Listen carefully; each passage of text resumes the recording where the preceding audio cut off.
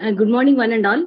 I'm Dr. Santi, working as Assistant Professor in the Department of Metallurgical and Materials Engineering, MGIT. It is my privilege to introduce Srinivas Murty sir, and Director in IIT Hyderabad. Professor Murty sir is a doctorate holder from IIT Bangalore.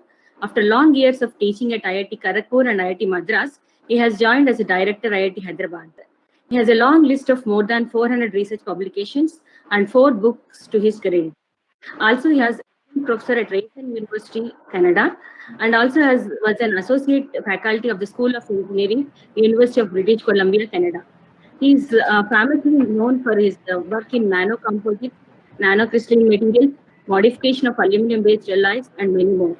Sir is a recipient of a number of awards, including Shanti Swarup Bhatnagar Award, J.C. Bose Fellowship Award, INAE Outstanding Teacher Award, Honorary Doctorate from Deakin University, Australia, Lifetime Achievement Award of IIT Hyderabad, IIT Madras, GD Birla Gold Medalist, Metallurgist of the Year, INAE Young Engineer Award, Young Metallurgist Award, ICSA Young Scientist Award, and list goes on.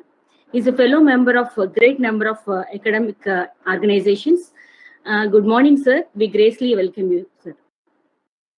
Thank you, Shanti. Thank you, Ramanjanil Garu. Thank you, Ramakrishna.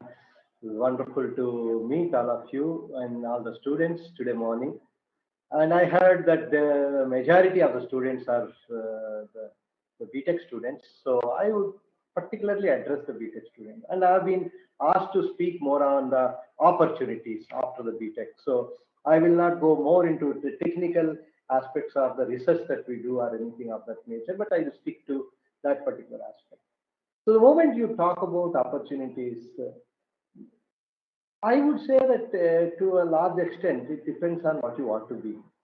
And I always ask, even my own children, the day they came to 12th grade, I started asking them, what do you want to be? It is very important to develop a kind of a vision for yourself. If you have a vision for yourself, your path becomes that much easier. If you know, it's like, if there is no goal post in a football ground, you don't know where to hit the ball. Okay, so you need to have the goal post very clear, and the moment you have a goal post clear, you at least will start moving in that direction. You may not be able to hit in the on the day one, but at least you know that there is a certain direction in which I should move. Unfortunately, to a large extent, this choice itself of what you want to be seem to be decided by a large gambit of socio-economic backgrounds. So, for example, at the 10th grade or 12th grade, most of the people know that there are only 2 branches or 3 branches in engineering. Assuming that you are thinking of engineering. In fact, I would like to say there is no need of thinking of engineering alone at that stage, because frankly speaking, you are only studying physics, maths, chemistry at that level, and most of you do not know much about what is engineering. But then everybody is driven towards that. Okay, in that direction, I always used to tell to my children that there are no Nobel Prizes in engineering. There are only Nobel Prizes in science, for that matter. So why do you want to leave this science and jump into engineering? Is what I used to jocularly tell them. Okay, so of course, so people think that possibly there is not much of so-called opportunities in science, is something that somehow has been kind of driven into all our minds by our parents or people around us. Okay, and that's where I want to tell, because I heard that there are quite a number of possibly 12th grade students also attending this program. You pursue what you want to do. Okay, there has to be a passion for what you want to do. And if there is a passion, you can be an artist, you can be a journalist, you can be anything. Okay, and you will thoroughly enjoy what you do. I go to the extent to always tell to my students, you should choose a job where you don't wait for a Saturday, Sunday. On a Sunday night, if you are worried that tomorrow is Monday, you are not in the right job. Okay, and that choice should come from your heart. It should not be driven by anything else. Okay, and if you are passionate about something, okay, money will automatically come. Money, in my view, should be a byproduct. Okay, the satisfaction that you get from what you do should be the main thing in life. That's the reason why quite a number of people, are driven by the so-called popular branches at the end of 12th. And then in counseling, most of the parents ask only one question: what is the salary my son will get or my daughter will get at the end of the BTech? And at 17 years of age, if you are driven by what is the money that you are going to get at the end of your BTech, you have already killed yourself, is what I say. I'm sorry to use such rough word, but that is how I would say it is. That is the age where you should dream. You should dream of transforming the whole world. And instead you are thinking in that direction, and then maybe your rank in JEE or so drives you to some other branch which you do not consider it as the dream branch for you. And to a large extent, you ask any of these IIT BTechs. I mean, I'm in IIT system for 27 years now. Most of them nowadays do not say that they joined a particular branch because they are interested in that branch. Okay, the fact that I want to become a great electrical engineer, I want to become a great mechanical engineer, I want to become a great metallurgical engineer is somehow not coming. And that's what IITs are actually meant for. IITs are not meant. I've given a chance to me. I will simply remove the placement cell from IIT, because IITs are not meant for placing their students. IITs are meant for giving a high level knowledge to the student, so that the student becomes a great in his own or in her own field, whatever field the student chooses. But instead, it becomes like that. And quite a number of these 27 years of teaching metallurgy students, I always see people sitting in the class. They think that if I have done slightly better in my JEE, I would not be sitting in this class, sitting in this branch. I tell them that you have two choices. One is to keep on cribbing like this for 4 years and end up with a 5 CGPA or a 6 CGPA and take up a software job, or start thinking, is there anything enjoyable in this particular branch? And if you start exploring, you find out there is so much joy and so much to learn and so much to contribute in that particular branch. It's not just true with metallurgy, okay? It's true with everything. Same thing, even, for example, civil engineering is considered to be one of the lower level branches nowadays. But when I joined diploma, Vijayawada Polytechnic, my father was working in roads and buildings department of PWD. He thought that my son should become civil engineer one day, possibly. Then when I applied, I did not get civil engineering, because those days they used to see your marks in maths, science, and English, three subjects. Out of 300, you have to get at least 245 to get into civil engineering. Civil was on top. This I'm talking about 1979 when I joined for my diploma. Okay, most of the students sitting here were not born at that time. So, so my second choice was metallurgy, because everybody told why that steel plant is coming. So you will have a lot of chances if you are do metallurgy, and that's how I ended up. But then the day I joined in that, I started looking what is there to enjoy here, and I had great teachers from my diploma days, and then that is how I landed up to become a teacher and sitting in front of you today. So what I'm trying to say is every branch, there is so much to contribute. There is so much to excel about for you to even start thinking of any other branch. So this is the first and foremost I want to tell all of you. Enjoy your branch, whatever branch you are in. And there is so much to contribute to your own branch. So never ever start cribbing, I should have been somewhere else. then your lifelong you will keep on cribbing only. This is the first and foremost. Then coming to, okay, once you have taken up the BTech, assuming that you have taken up the BTech, okay, what are the options that I have afterwards? Okay, I will not cover much about the industry and R&D options because I heard that Bhanugaru will talk about it. I will prefer to confine myself to academic choices. Okay, provided you want to be into academics. Again, there also after BTech, it is not necessary for everybody to become an academician. Unless you have again a passion. Nobody should do research unless they like to do research and they enjoy doing research or enjoy doing teaching.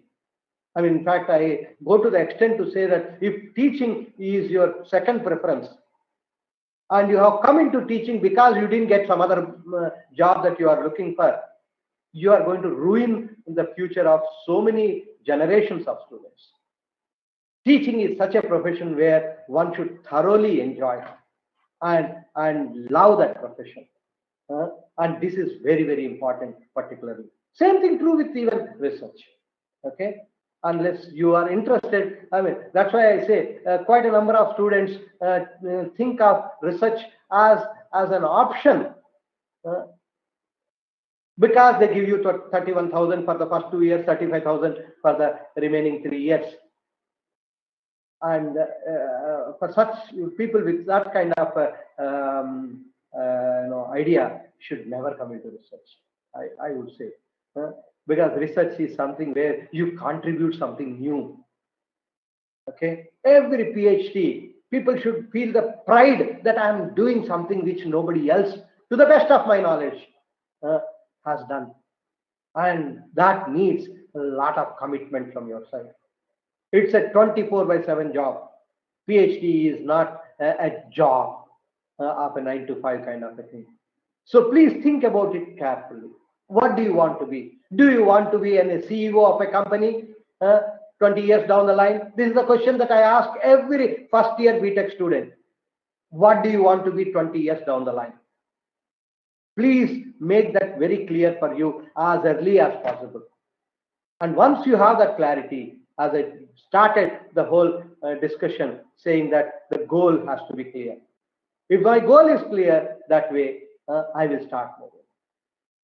Because I was very clear that I wanted to be a teacher during my BTech, inspired by my own teachers. Incidentally, Dr. Bhanushankar Rao Garu, who is sitting here, was also taught by the same teachers. We both luckily come from the same college called REC Nagpur those days, which is now called as VNIT nowadays. And there was a great teacher by name Ramarao, Professor Ramarao, who really made me interested in teaching to such an extent that I asked him at the end of my BTech, sir, if I have to become a teacher like you, what should I do? He said, Murty, you should do a PhD. Okay. And then I asked him, sir, where, sir? He said, there is only one place in this country, that is Indian Institute of Science, Bangalore. That is how I asked my seniors, what should I do to enter into IISc? They said you should get a GATE score of at least 98 percentile or so. Those days it was called percentile. So my goal was clear. I started seriously preparing. And that too, because I was very serious about teaching. I thought a teacher in engineering should have a strong basis in physics and maths. Unfortunately, I studied diploma, okay, and jumped into second year BTech. And because of these two, I missed out physics and maths, because physics and maths are never really stressed upon in diploma. And generally for metallurgy students, they are there only in first year BTech, and I missed first year BTech. So for my GATE, those days, GATE was not the way it is now, that you have only one paper, your departmental paper. We used to have two papers.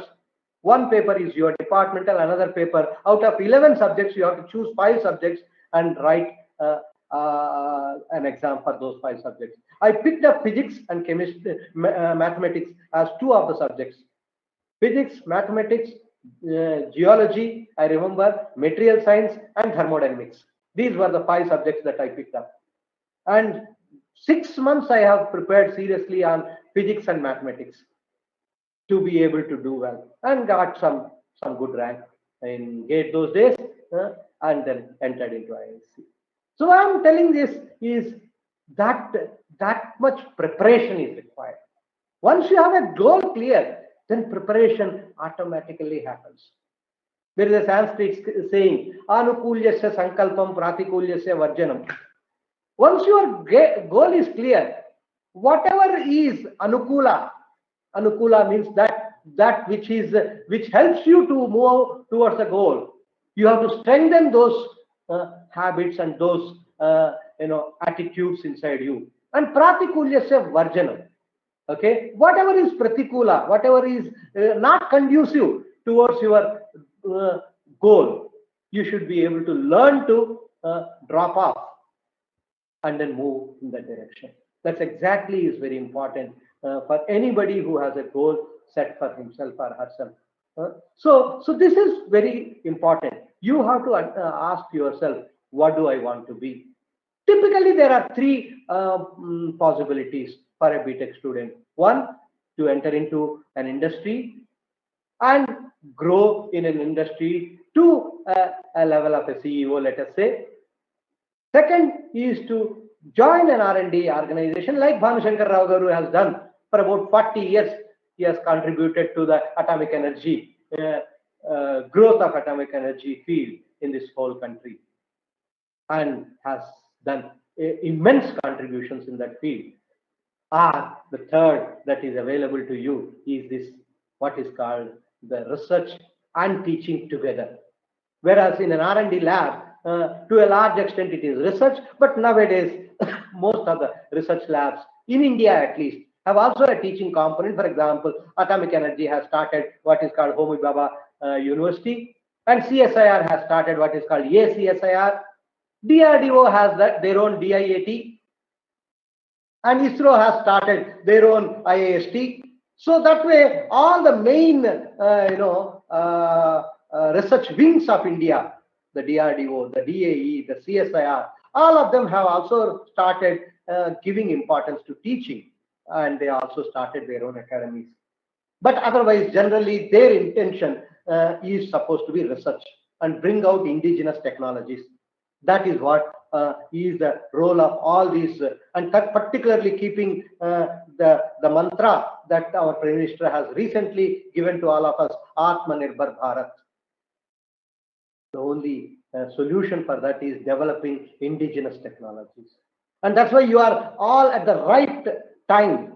I would say all the students right now who are coming out of your BTechs in a few years from now, you are at the right juncture to take a decision for yourself and for the sake of the country to see how we can develop our indigenous technology. No country would come and change India. If you are not happy with India, it is you alone who has to change India. Nobody else will. People may come here, they may put up their plants here, but they all do it not for charity. They do it because they think that there is a big market here. They simply want to exploit that market. That's it. Other than that, they have no interest in India. Okay. So if India has to change, if India has to become a strong power, it is only we who have to do this. And this is something that I request all of you to keep it in mind. It's a right opportunity for you to start thinking of how to help the country to grow. Of course, you can also think of going to US and do your PhD or various other countries. I used to have a very strong policy. You may like it or you may not like it. 27 years of my teaching, I used to ask the student only one question. I will give you a strong reco if you want to go abroad, provided you promise me that you will come back. Okay, of course, he may promise and he may not come back. That's a different thing, because I trust people. Okay, so that clarity, if he has in mind, I said I will give you. Otherwise, thank you very much. I have a number of my students asked my recommendation letter for their green card. I said, nothing doing. I'm sorry. Don't ask me for such favors. Because I want all my students to gather whatever knowledge that they want to gather anywhere else and then come back and be useful to this country, which has given birth to them. Okay. You may think these are old ways of thinking, but it's up to you to think, but this is what I think at least. So coming to that, so academics, if you want to grow, I see there are numerous opportunities nowadays, particularly in the last 5 years or so. Earlier, at least my time, if you want to do a PhD, there is only one way to do PhD, is first do an MTech and go for a PhD. Nowadays, nobody insists on that. All IITs, for example, you can straight away join for PhD. And that is an opportunity that is available to you. Just if you have an 8 CGPA in your BTech, that is good enough for you to apply for a direct PhD, and direct PhD in 5 years. 21 years if you have BTech, 5 more years, 26, you have a PhD in hand. And if you are very good, maybe 4 years. Okay. So, and you will have at 25, where olden days, most of us were not have a PhD. Now you have an opportunity for that. And if you are clear that you want to be an academician, please prefer this particular route so that you can quickly get a PhD and then grow from there onwards, wherever you want to grow. And there also, it's important to decide where you want to be. And that's how the quality of your PhD is going to be in tune with where you want to be. That's also very important. There is also another opportunity that the government has given to all of you, which is called PMRF, Prime Minister Research Fellowship. And that's another big opportunity where you get much more scholarship than typical PhD student, almost 2.5 times. It starts with 70,000 first year, and then 75,000 possibly second year, 80,000 third year, and so on and so forth. And you get scholarship for 4 years there. And the intention there was originally to see all those BTech students from typically IITs who are going out for studying, can we attract some of them by providing higher scholarships? Of course, I strongly believe it is not just the higher scholarships that would attract somebody to be here and do a PhD here. It is the kind of research culture that we build at any place. And everyone sitting in all these IITs and academic institutions have a strong responsibility on them to see that such a research culture is developed so that people feel that any institution in this country is as equivalent to any of the other institutions abroad to do a PhD. We are still not completely there, I would say, okay, but there is a lot of efforts that are being put.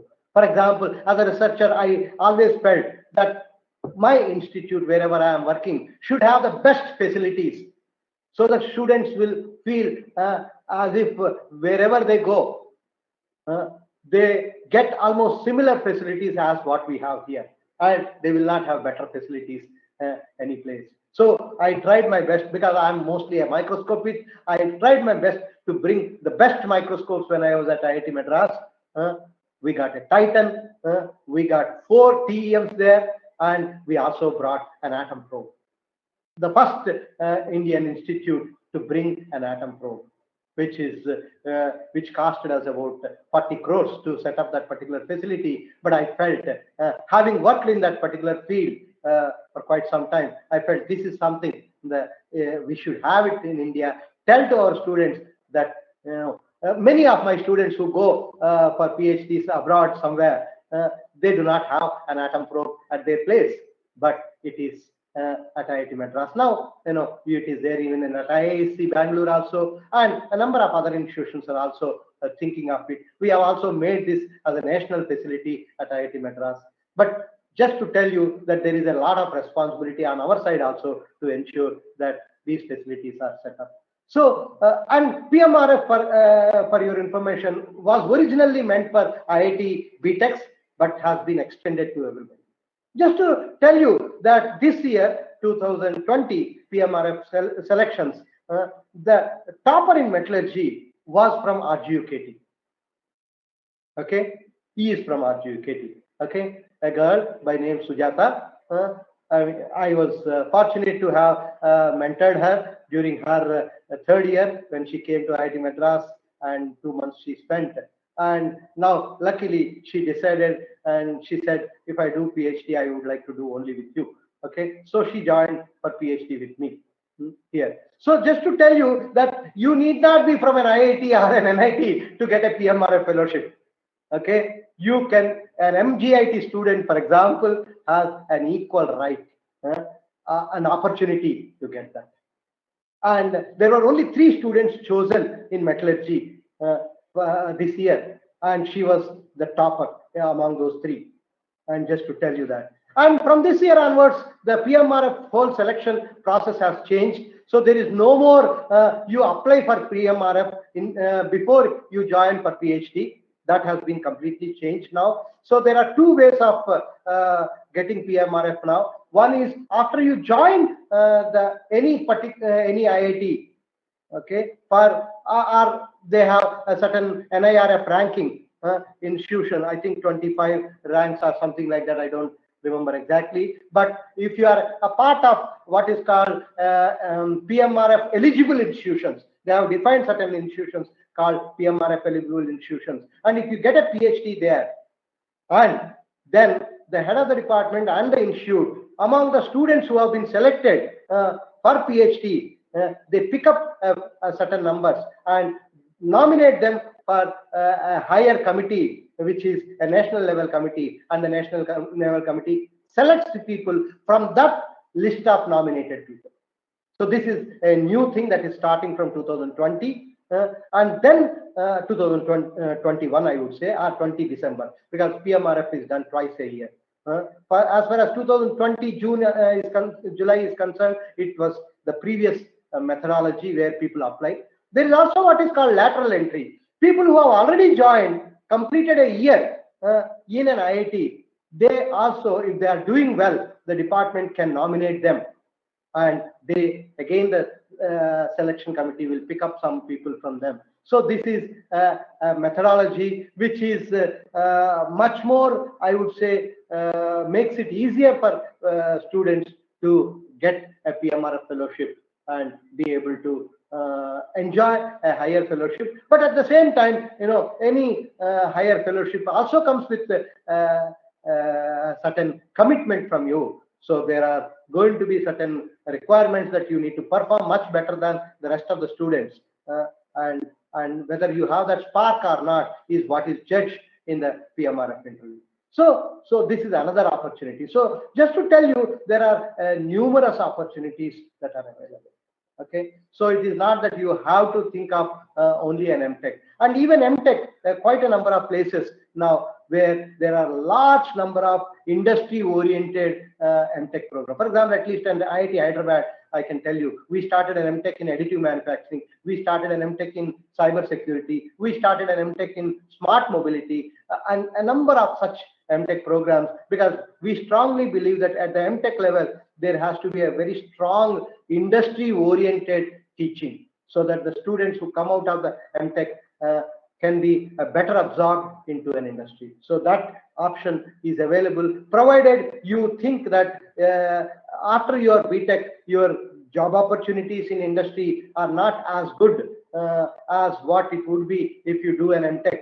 For such people, I would suggest you go for an MTech in an IIT and then move on to an industry, or move on to PhD. But there is, if you want to have a research as a career from the day one, day one, when I say by the time you complete your BTech, if that is very clear to you, there is no need of doing an MTech. You can straight away join for a PhD.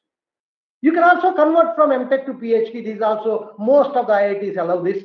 Okay, within 1 year, at the end of your coursework, if you have a CGPA of 8 or so, you can get converted to a PhD. So these are all various, I would say, opportunities that are available to you as an academician, to become an academician and to grow as an academician in your life. I think with that, I will stop here. I can just see it is 10:35. My time is up. If there are any questions, one or two, I'm willing to take them. Thank you very much. Thank you very much, sir, for your highly informative lecture, sir. Thank you very much, sir. Especially that Prime Minister's Research Fellowship, even for non-IITs also, they're allowing. Thank you very much, sir. It may help our students also. Thank you, sir. Sure.